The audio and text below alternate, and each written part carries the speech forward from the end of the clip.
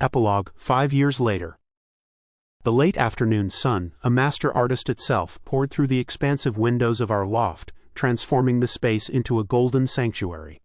Dust motes, disturbed by the gentle hum of the city below, danced in the light, illuminating a scene that was both beautifully chaotic and undeniably, irrevocably ours. This converted warehouse, nestled in a revitalized district that had once been derelict and forgotten, was more than just a home. It was a living, breathing embodiment of our intertwined lives, a testament to the unlikely fusion of two seemingly disparate passions. Canvases, some ablaze with Daphne's signature explosions of color, others hinting at the nascent stages of new creations, leaned against the exposed brick walls.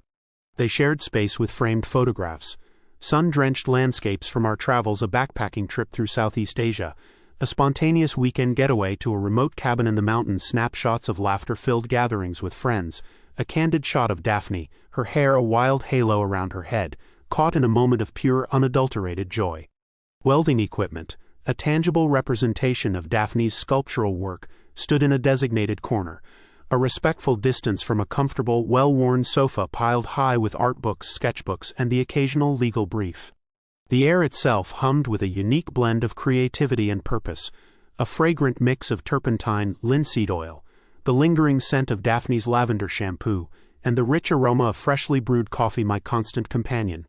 Daphne stood before her latest sculpture, a towering, awe-inspiring creation of reclaimed wood and swirling metal. It was nearly finished, destined for a prominent public space in the city center, a commission that had solidified her reputation as a major artistic force. Her signature laurel leaves, crafted from both burnished metal and intricately carved wood, were interwoven throughout the structure, symbols of triumph, resilience, and the enduring power of growth. They were a constant reminder of her journey, of our journey. I sat nearby, ostensibly reviewing a legal brief, but my attention was only partially on the dense text before me.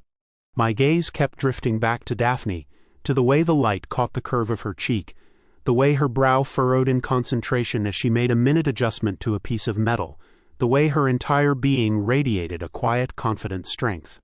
My own path, the one that had led me to this moment, had been far from straightforward.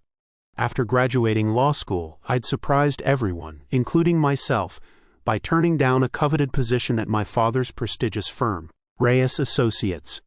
Instead, I joined a small, fiercely independent law firm specializing in public interest law, a decision that had initially caused a significant rift between my father and me. He'd seen it as a rejection of everything he stood for, a betrayal of the family legacy. But the work was everything. My first major case, a high-profile pro bono defense of a community group fighting a predatory development corporation that was trying to displace hundreds of low-income families, had been a trial by fire. We were up against a team of high-powered corporate lawyers, armed with seemingly unlimited resources. The odds were stacked against us. But we fought, tirelessly, relentlessly, driven by a burning sense of justice and a deep belief in the power of the law to protect the vulnerable. And we won. The victory had been a turning point, not just in my career but in my life. It had garnered national attention, thrusting me into the spotlight and establishing me as a rising star in the legal world. More importantly, it had solidified my commitment to using my skills, my privilege, my voice, to fight for those who couldn't fight for themselves. It had also, unexpectedly, begun to bridge the chasm between my father and me. He still didn't fully understand my rejection of the corporate path, my embrace of a life that intertwined law with Daphne's art, but he saw the impact I was making. He saw the passion, the dedication, the unwavering commitment to justice. He saw, perhaps for the first time, that I was becoming my own man, forging my own path, and succeeding on my own terms.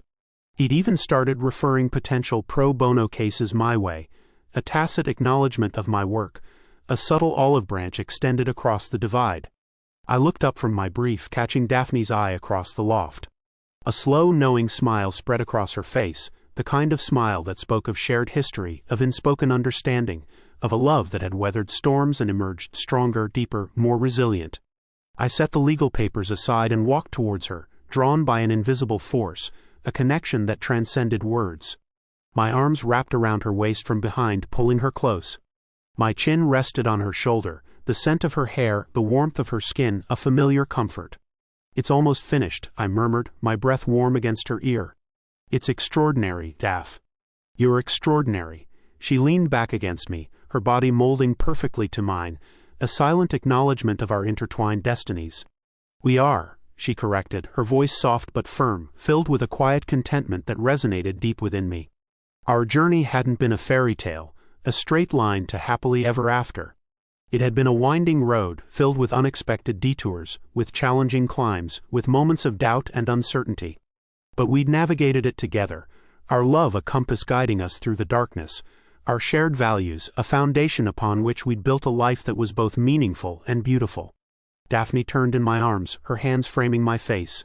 She looked at me, her gaze searching, unwavering, and I saw reflected in her eyes the man I had become.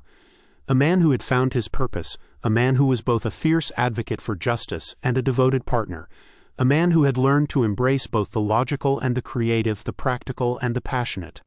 "I love you, Polo Reyes," she said, her voice a whisper, but her words carrying the weight of years, of shared dreams, of unwavering commitment. "I love you, Daphne Evans," I replied, my voice equally heartfelt, my eyes mirroring the depth of my love for her. I kissed her then.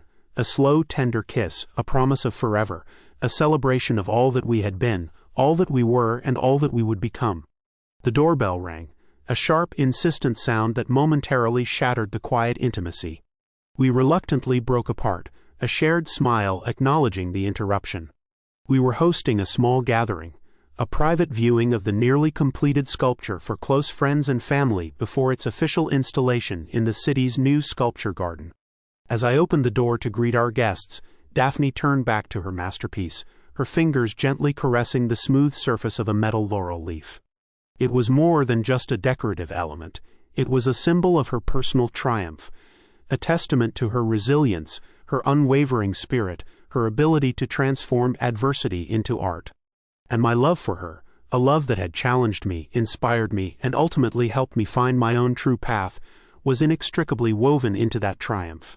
I might not be wielding a paintbrush or a welding torch, but I was in my own way, an artist too, an artist of justice, crafting a life, a career, and a love that were as vibrant, as meaningful, and as enduring as any masterpiece. And I knew with a certainty that settled deep in my soul, that the best, the most beautiful, the most fulfilling chapters of our story were yet to be written.